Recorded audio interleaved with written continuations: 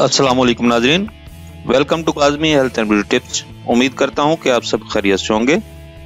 सरते अंजाल का इलाज मर्दों के लिए, लकोरिया का इलाज ख़वातीन के लिए। चंद दिन में शर्तिया सरते अंजाल व लकोरिया का खात्मा।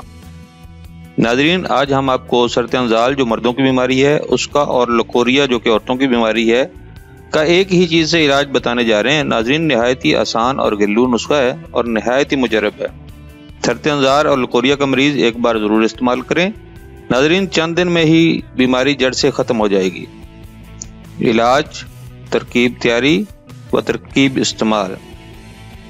कीकर की कच्ची फलियां जिनमें अभी बीज न पड़ा हो लेकर किसी सायादार जगह में रखकर अच्छी तरह खुश्क कर लें।